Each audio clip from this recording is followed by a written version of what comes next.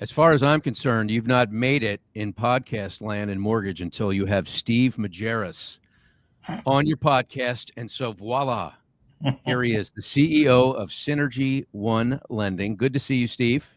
Good to see you, Greg. That was very complimentary, but I got to tell you, given the list of people that you've had on your show before me, I would say you've already peaked. Hey, beauty is in the eye of the beholder. Did you know that? I appreciate the invite and the time we get to share this morning. Yeah, of course. And as I mentioned in my LinkedIn post promoting this, the taxi ride you and I shared, ironically, a year ago at the gathering in Arizona was such a pleasure. Didn't know you very well other than just pleasantries and in passing, but to have an opportunity to spend 30 to 45 minutes with you talking to you about the business, I left there in awe of how your brain works. So I hope to be able to share that with everybody else. You've got such a fascinating story. You've been in the industry for so long. I believe that you started in 1995. Did I read that you were at the same CMG? Did you work for the same CMG that is today, or was that a different CMG? Same CMG. Yeah. I worked, actually started the mortgage banking unit for Chris in 94, I think, technically. And started the wholesale division while I was there. And so, yeah, when you get the chance to be at the beginning of something or something close to it and get your fingerprints all over it, those are unique life experiences that obviously help later on in life as you get longer and longer into your career. Yeah, and you've been in it for a minute here. I can't wait to talk about the evolution of your current role at Synergy One Lending. But as I look back at the history of Steve Majerus, you were the SVP of Capital Markets at a very interesting time that I think has got some parallels to today. That was at eLoan. And I recall seeing you in an interview talking about the experience at eLoan during the dot-com bubble.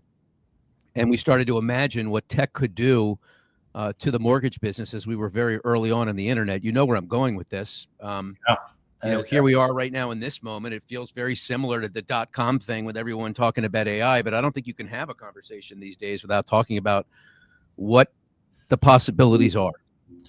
Having gone through that time period and gone through the IPO with eLoan, I was running capital markets, as you said, and so much transformational change. That was the commercialization of the internet during that time period, and nobody obviously knew what it was going to eventually become. But you're right. There are so many, given my life experience, so many analogies to what's happening to today, just in the sense that the internet by itself was, a transformational event for not only our industry, but for society. And AI obviously is having probably what I believe to be an even larger impact on our daily life and our industry going forward from here. So it is very invigorating. And I'm glad I'm still around to help experience it and guide our company along with our leadership team through it. How much time do you spend paying attention to artificial intelligence and the developments? Someone asked Jeff Bezos this same question, and he said 100% of my time. And so I can't say that, but it is it's all encompassing. Not only to make sure that I try and stay ahead of the information, understand the information, and then digest that information so that I can apply it to real life at our company and help educate not only our company into real use cases and help everybody evolve and embrace the change that's coming and or is in fact here. But it's kind of incumbent upon me, I think, in my role that I make sure I stay on top of it and add to the conversation and help everybody along. Well, you enjoy it too, right? You lean into marketing and ideas.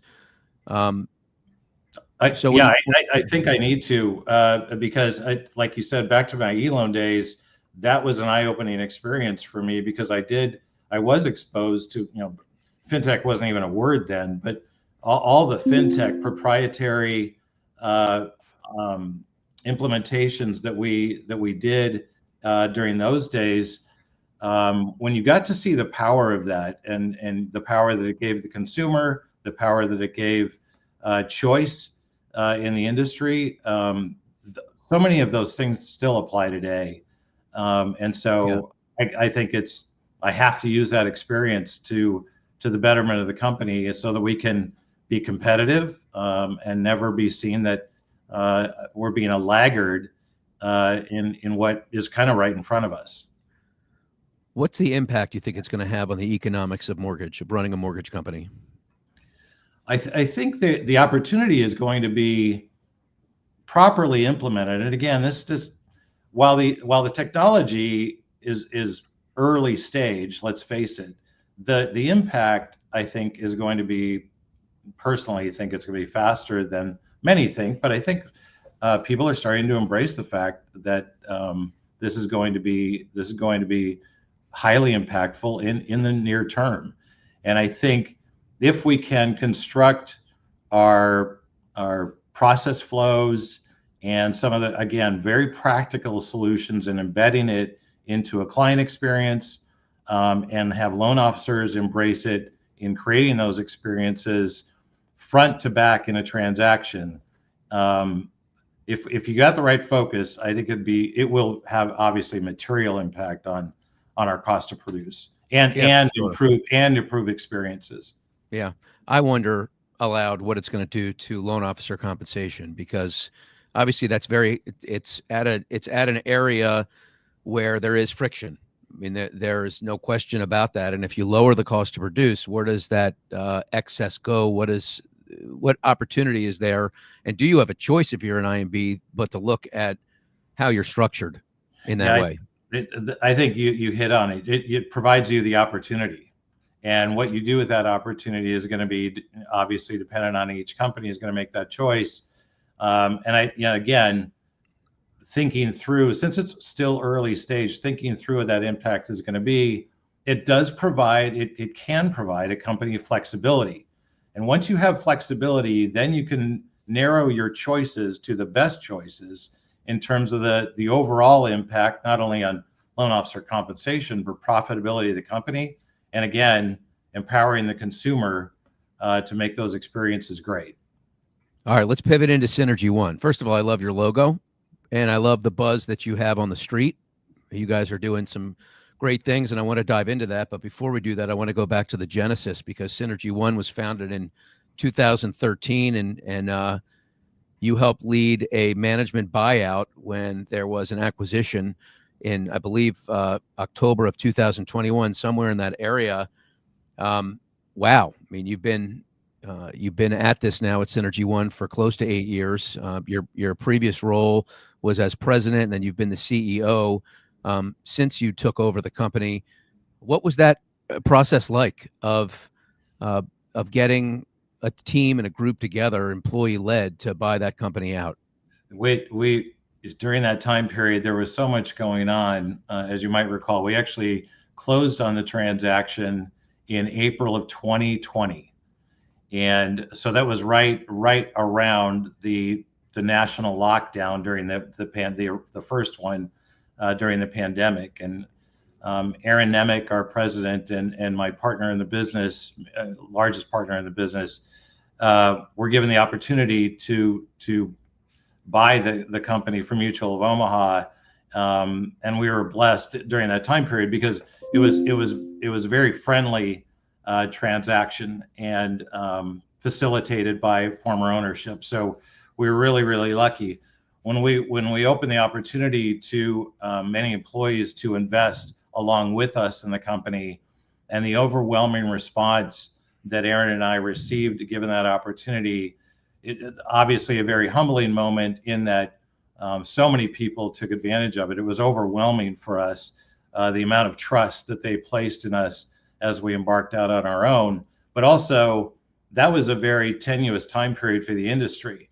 Those were margin call days for companies during that time period, and so for a couple of months, it was nerve-wracking to say the least.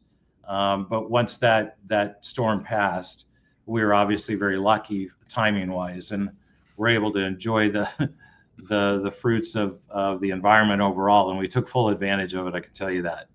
Well, talk about extremes. You come in, you wonder what the hell you got yourself into. You've got these margin calls. I'm sure you're payroll to payroll, as we were and so many other people were. And then all of a sudden, loans are falling out of the ceiling rafters, and now we'll go from 3% to 8%. I mean, you're probably just looking for the median somewhere. I mean, but Yeah, yeah, go ahead. I was just going to say, if you've been in this industry for any period of time, unfortunately, we operate in the extremes a lot.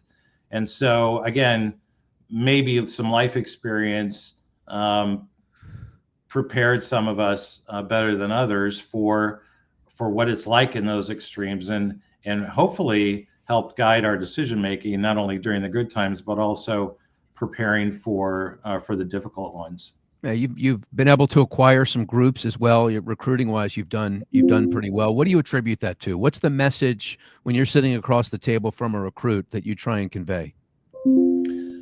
The largest thing for us as a leadership team, and Aaron really heads this up, is at the end of 23, as a leadership team, we decided to just refrain from making any decisions around the business that were fear-based.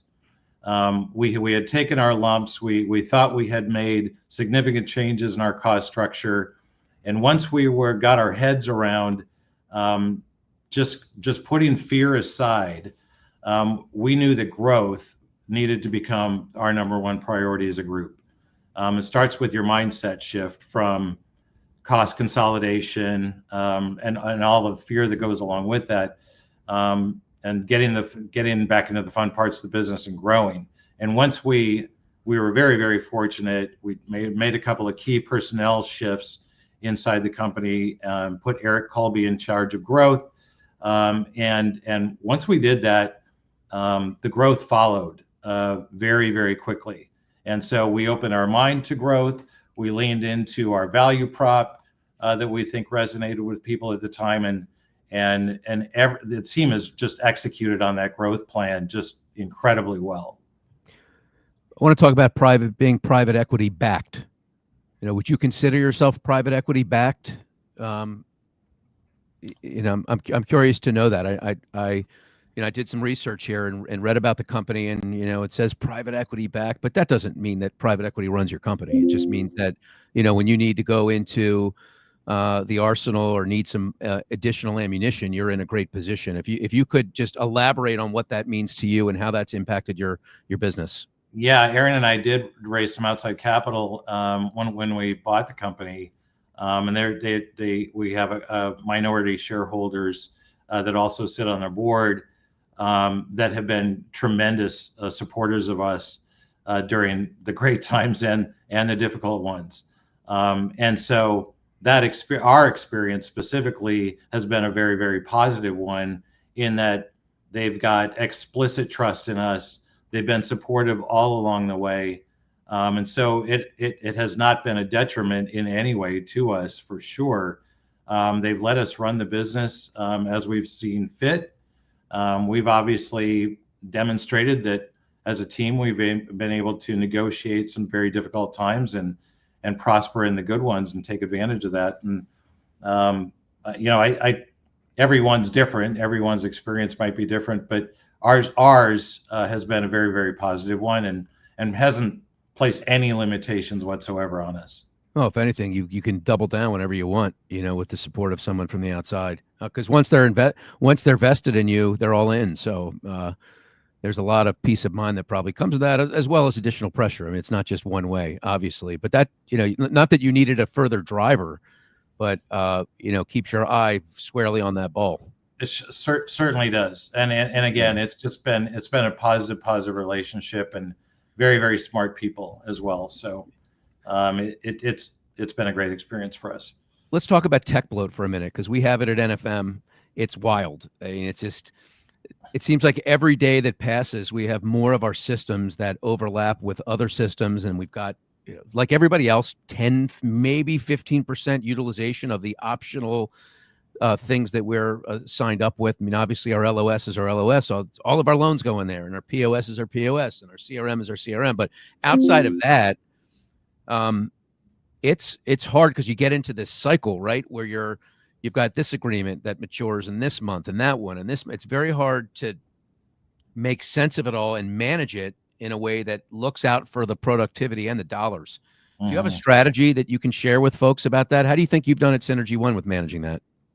Well, it is a really, really good topic because it is very frustrating at times. It takes a lot of time and resource and brain power, as you said, just to try and keep it all straight. Not only just the contract components of that and trying to maintain a cost structure around the tech, but also the implementation time period, the roadmaps of your partners versus the roadmaps that you may want for your own company may come into conflict.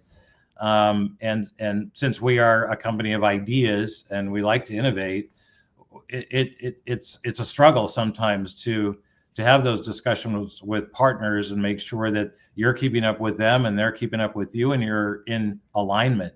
And so that takes a fair amount of effort on our part. And it is, in the build versus buy struggle, we've clearly tilted toward partnering with people. But as time goes by, I can see, and personally am more open these days to building in terms of the access to technology and being able to do that cost effectively. I think, and technology is evolving so quickly. I mean, I can't go 2 days without another AI provider reaching out to want to pitch a product. And so again, the decision-making process is very, very difficult because the options are plentiful. But once you get into these contracts and you want to keep them on a short time horizon, candidly, because the pace of change is great. And you always want to stay ahead of things, but you can't be in constant disruption at your own company as you're trying to develop best practices around these solutions. Yeah, that's broken for sure. The seat minimums and all these things. Although I have found that vendors are more willing to play ball these days than I've ever seen. They're clamoring for the business. There's a lot of private money involved. The runway to take off and, excel has been longer than they had forecasted. Yeah. So I'm finding that from my seat as someone that negotiates contracts sometimes with vendors. Are you seeing the same thing over there or not quite yet? I see a little bit of improvement overall there. And, of course, I'd like to see every vendor go on month-to-month contracts and just let, like Snowflake does with their if you have a good product, let it prove itself out. Make it a product that I've got to have next month, right? Exactly. And knowing that if you pick one CRM provider, an LOS provider, or POS provider, that you can't, even if you wanted to change your entire enterprise, it would still take a long period of time to do.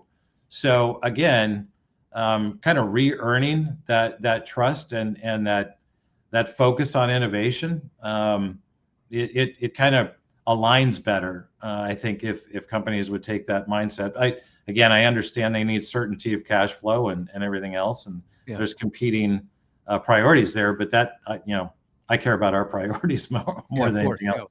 Let's bounce around a little bit, shall we? Yeah. Let's so from your e-loan days, right, the .com era, to right now, we're seeing all this consolidation, and it appears as if there's a race to get to the consumer earlier in the funnel. I know that at Synergy One, you've done a lot around that, and you do embrace social media. You and I have had a lot of talks over the last several years about it. Mm-hmm. Is that the holy grail, getting to the consumer? And if so, do you see a path to doing that in a big way without partnering up with someone? Yeah, I truly believe that for the foreseeable future, the origination process and loan officers specifically should develop a multi-channel approach to their business development goals, taking a piece of the traditional realtor-based referrals, and things like that, and expanding their reach via social media and other mediums so that they're all complementary. And I think it is actually the best solution for anyone that actually wants to grow their influence, grow their brand, and grow their business, to be able to do all of those things. And so we've spent a lot of time supporting and creating an ecosystem here at our company, so we can present solutions to loan officers to open their minds to considering those and making that really mainstream. So I'm not only this one type of person, I'm not only this one type of person, but I can do all of it.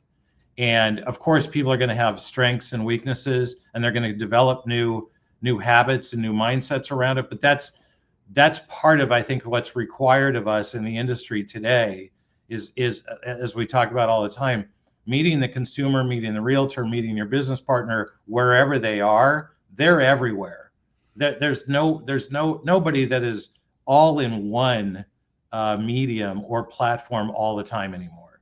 And so leveraging success with realtors and socializing that success on social media, things like that, those should be basic at this point if you want to be successful and stay relevant in your, we're a retail lender, so staying relevant with an in-market presence, with a trusted brand and a brand that loan officers can leverage, and having those systems built out so that they're approachable for loan officers, they're executable for loan officers, and again, we spend a lot of time and effort on very specific use cases for people, so it's not overwhelming, because it can be.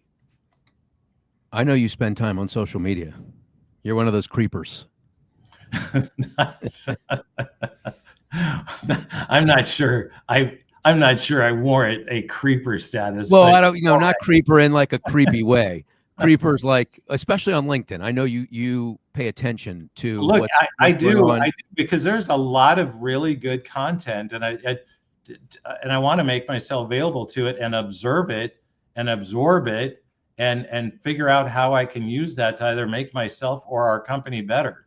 And guys like you and others that are putting very thought-provoking content out there, relevant not only to our specific company, but overall in the industry. Rick Roque and I are very aligned on things that I think take a modernization approach to our entire industry, that there's an opportunity now, just like during the dot-com boom, the environment is ripe for real modernization in the housing industry and the way financing is done in America today. And I think I get that via social media posts, and so I want to take advantage of it. Yeah. How much attention are you paying to what's going on in Washington with FHFA and, as things develop, affordability and things like that?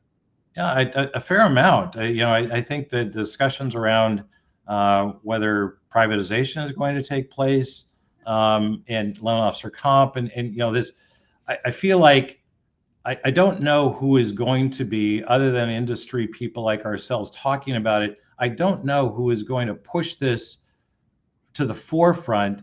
And if we are, going to move forward with privatization, which I think we should in some form, that there also housing, finance reform comes with it, not just privatization for primatization's sake, but there's so many other things that I think the door should be open to while that privatization discussion takes place. Yeah, and that I think missing that opportunity would be regrettable. Our deficit's out of control, isn't it?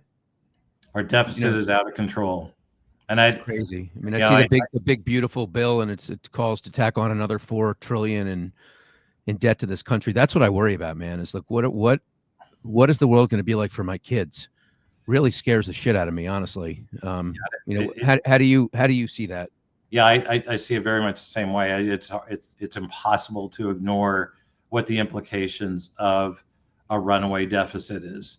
And I'd love to see a big, beautiful bill that addresses that in a more meaningful way, because there's no getting around the fact that that we're kind of kicking down, can down the road again in trying to address it. Do you ever listen to the All In podcast? I do. I've been listening to that lately. Varun Krishna, the CEO of Rocket Companies, turned me onto it when I interviewed him a couple of weeks ago.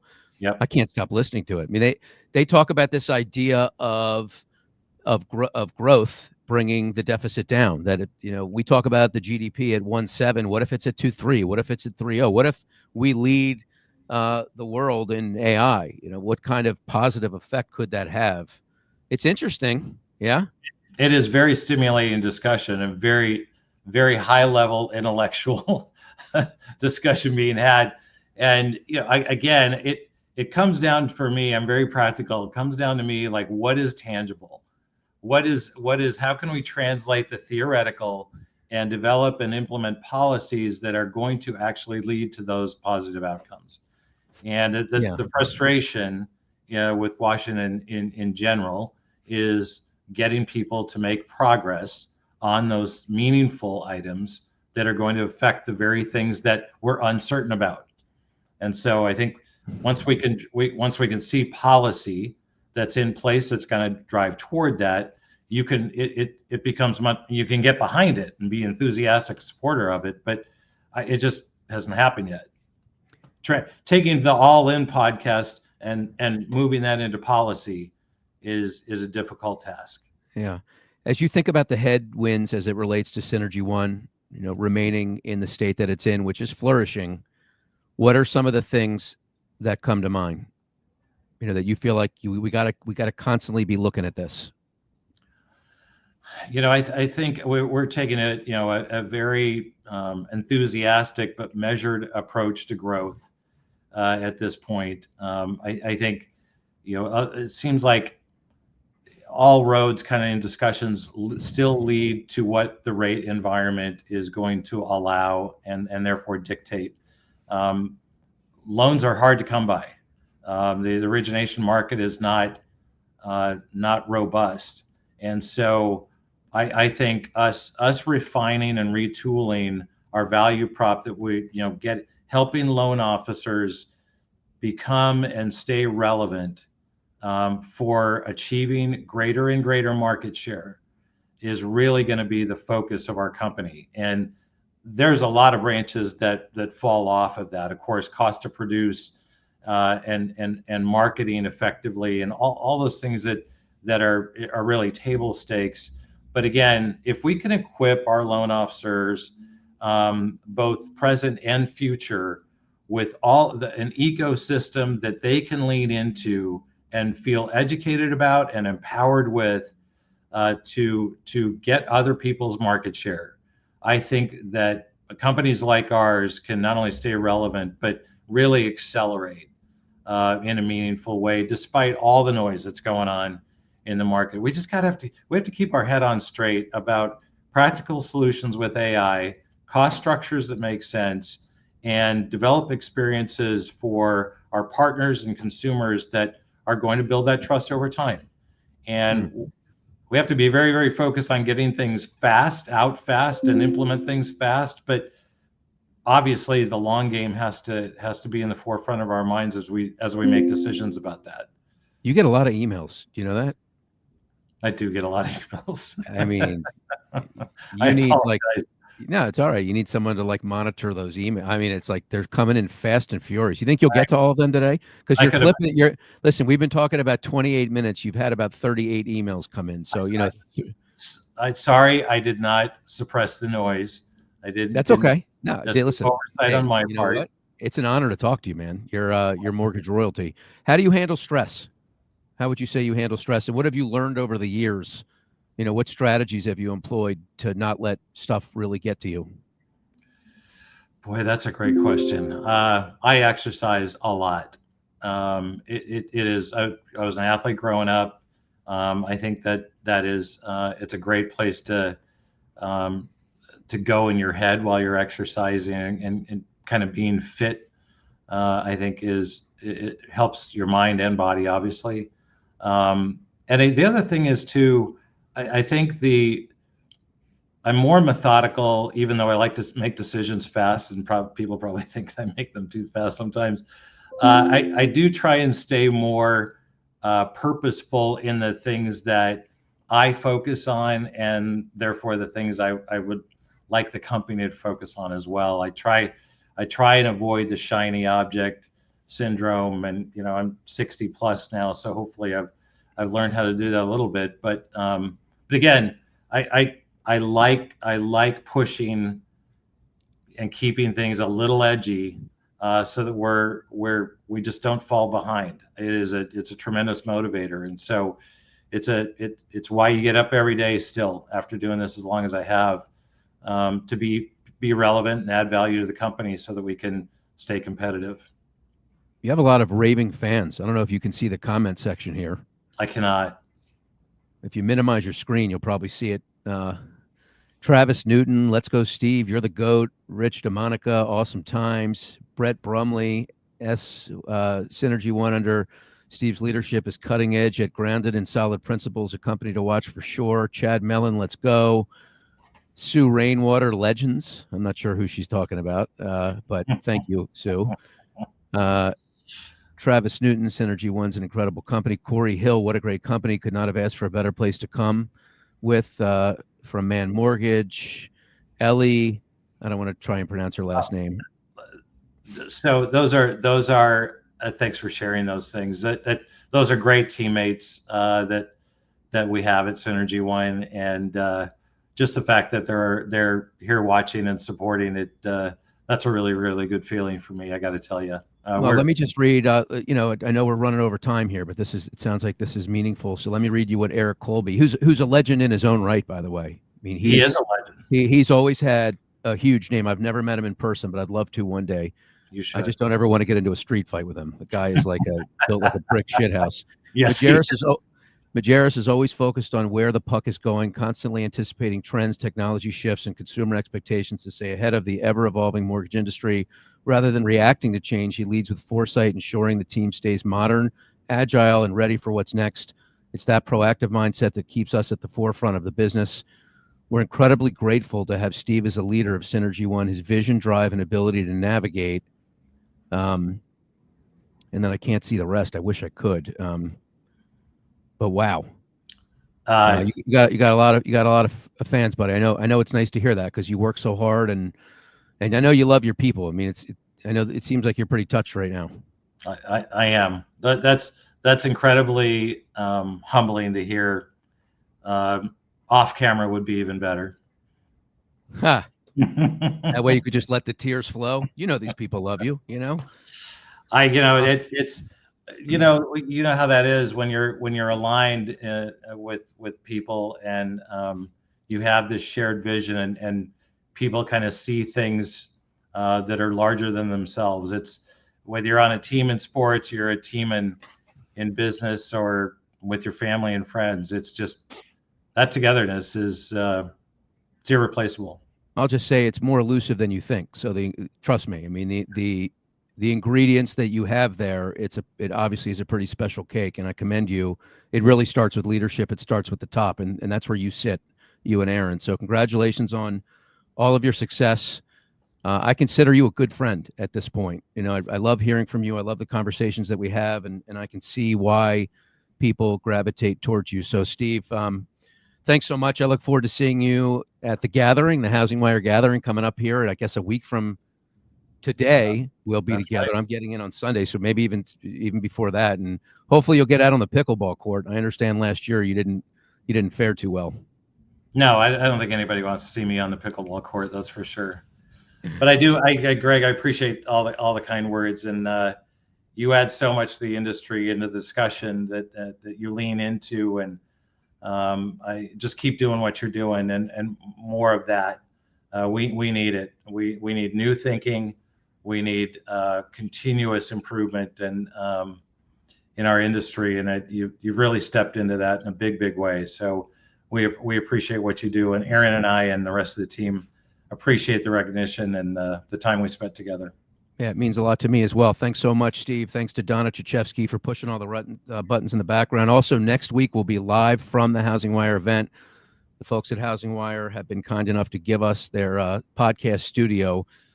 next week, same place, same time, guest TBD. I'll be tracking people down when I'm there. So it should be an interesting show next Monday. Steve, see you in Colorado. Thanks so much. Have an awesome week, everyone. Take care. Thanks for the time, Greg. Appreciate it. You got it.